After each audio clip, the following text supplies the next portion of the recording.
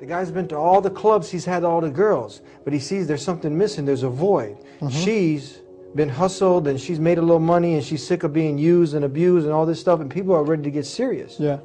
You know what? But there's a lot of things out there, a lot of confusion for some people. How do they find out what is, they're smart enough to know, look, that there is a creator, but how is it that there's so many different ways, and which is the correct one? Talk to us. First, let's walk through the thought process of someone who comes to the right conclusions. They already recognize that this world was not created without a purpose. That, you know, the intricate creation of even ourselves, down to our very fingertips, is something very profound and amazing. So it couldn't be that this has been designed without an agenda, No a way. cause, a purpose. No way. They acknowledge that there's a creator who designed this in such perfection. And any decent human being, one characteristic of decency is gratitude. When somebody does you a favor, it's human decency that you want to thank them. It would be very indecent and inappropriate of you that you had a flat tire, somebody came and helped you out, and you just turned the other way and walked away. Or drove off. That's just rude. It's not appropriate. Yeah. It's not common decency. Not at all. And human beings have a sense of common decency across religions and culture. Absolutely, yeah. So when you realize there's a creator, you realize that he's created you in such a powerful way, and he's given you abilities that he hasn't given other creatures. Yeah. And he's given you, all of these faculties, not just your physical faculties, which are amazing enough. Like none of us paid for our eyes, and none of us, bought our hands anywhere. They were just given to us. And there are so many others that don't have these things. So one acknowledges, first of all, that these things were given to him or her without them having to pay for them. And then on top of that, their sustenance, water, the air they breathe, the family they enjoy, the house, whatever they may have, is just, they've been poured upon from every direction with all sorts of favors, none of which they had to pay for. It was just kind of handed down to them. So the very least decent person will, in some way in their mind, they want to be grateful. So even you'll find the people that aren't very religious, if they win the championship, they'll say, I thank God. Yeah. Right? There's some sense of decency, right? But in addition, there's also a sense of appreciation. In addition to praise, Yeah. or rather gratitude, there's praise and appreciation. Meaning he didn't just help us, he helped us in such a profound way. And his creation and his creative power is so incredible. Just the vastness of this universe, if you ever ponder over that. Just look at the sky one day and just look at its flawless end to end. That in itself would make you in awe of the creative power of this one creator. We're not even going to name him yet. We acknowledge then that this creator who made me, who has a purpose, well, who is the best person, or the best individual, or entity rather, that can tell me my purpose? Think about this. If I made this cup, Yeah. well, I made it for a purpose. The manufacturer of something manufactures something for a reason. You make a car so it drives. You build a house to live in, right? So when human beings construct something, design something, then there's a purpose in mind for which they're designed. So when you acknowledge there's a creator and he created me, and he created me quite well, with this profound intellect that he gave me and all these faculties and abilities, then what purpose do I have? Where am I going to find my purpose? Well, you go back to the manufacturer. You go back to the creator to find your purpose. You can't figure it out yourself, you have to ask him, because he's the one who designed you. So you acknowledge that you are actually, this Lord that's over you, the one who's been providing for you and sustaining you and taking care of you, just like he's the Lord of everyone else, he's the only one that can dictate your purpose. But you also come to another really powerful conclusion, that up until now in your life, maybe you're 25 years old. For 25 years in your life, you didn't live up to your purpose because you didn't even know what it was, right? So you've been in violation of your purpose. Now let's take a step back. If you have, if I own a computer and it doesn't do what I want it to do, right? It crashes. I can chuck it out. I can throw it away. I own it. I bought it for a purpose. It didn't fit that purpose, so I got rid of it. Back in the old days, some farmer gets a cow, right? A cow stops giving milk. He got it for the purpose of milk. It stops giving milk, what does he do? Slaughters the cow. Yeah. But you come to the conclusion that you were created for a purpose. There's a Lord over you who expects that you live up to your purpose, but for these 25, 20, 19, 18, whatever years of your life, you've been violating that purpose because you didn't even know there was a purpose. You didn't even acknowledge it. But did he punish you for it? Is it, for example, one of your purposes, one thing under your purpose is not to lie, for example. Every time you lied, was there lightning that struck from the sky and cut your tongue off? Or every time you stole, did your hand just fall off? Or every time you engaged in something evil, something wrong, did you experience the punishment right away? No, He let you go. He let it slide. He keeps letting it slide. And human beings aren't like that. When we expect something from someone, like an employee, right? If I hired you to be my accountant and I expect you to show up at 9 o'clock and you don't show up for 4 weeks, and then you show up at the 5th week it's 3 p.m. and say, where's my paycheck? Then you've already been fired, right? So you acknowledge you've been in violation, and this Lord of yours is far more merciful than anyone else you've ever experienced. His mercy is unimaginable. His mercy is unimaginable.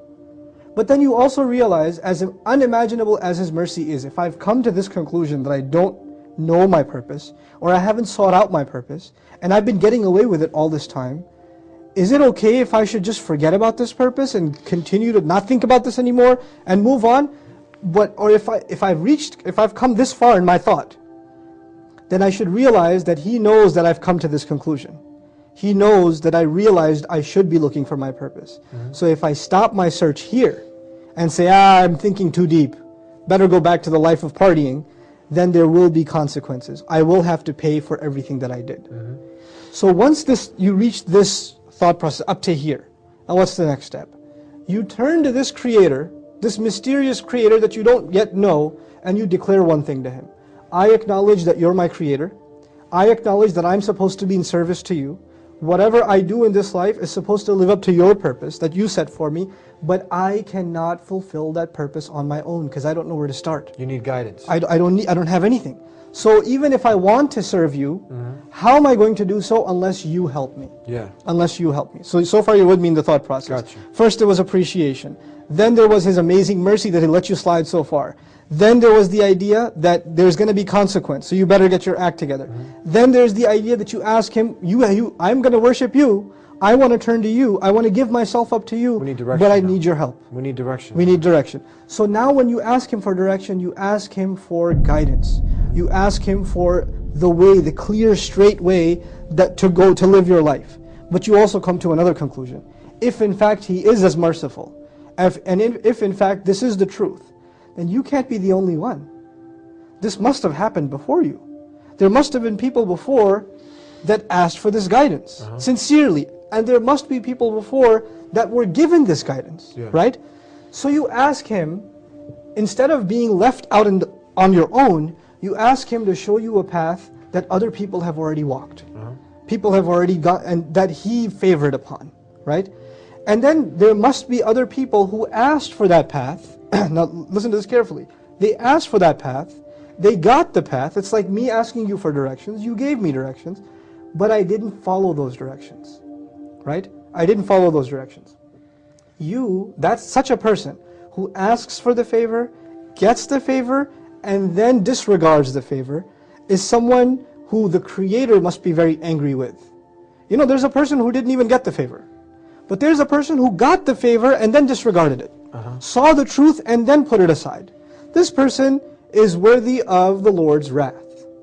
And then finally there's a person who asked for the favor, got that favor, received that favor, but then mixed his own thoughts and desires into that favor.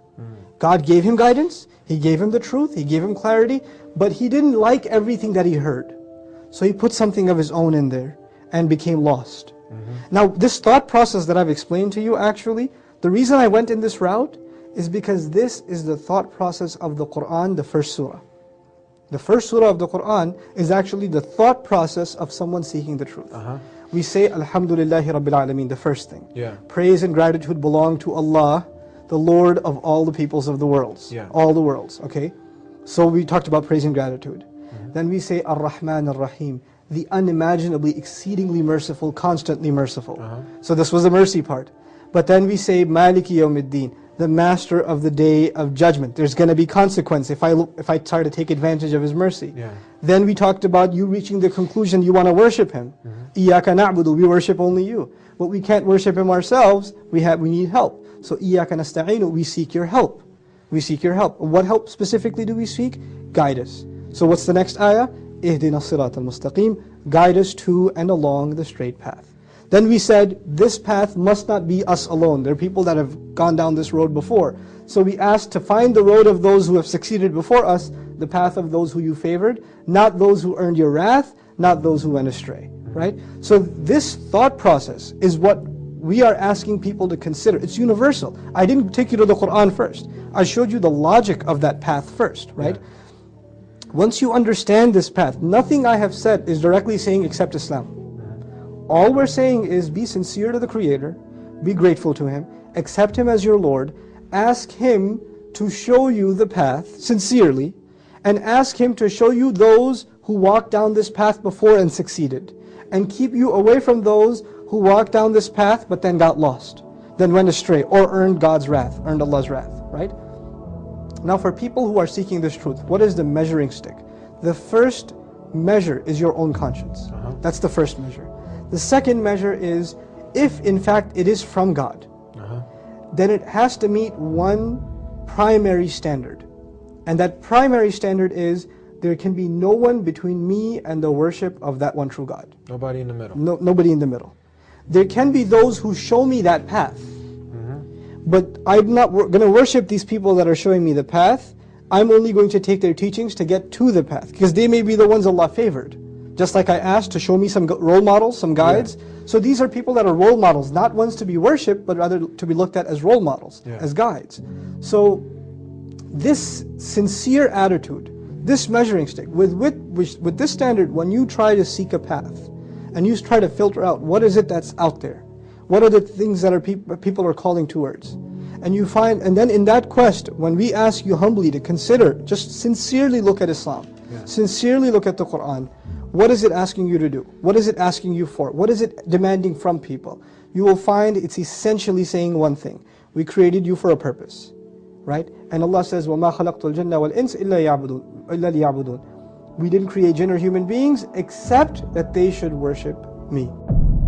Bismillahirrahmanirrahim. Alhamdulillahi Rabbil Alameen. Ar-Rahmanir-Rahim. Maliki Yawmiddin. Iyaka na'budu wa iyaka nasta'in. إياك نعبد وإياك نستعين اهدنا الصراط المستقيم صراط الذين أنعمت عليهم غير المغضوب عليهم ولا الضالين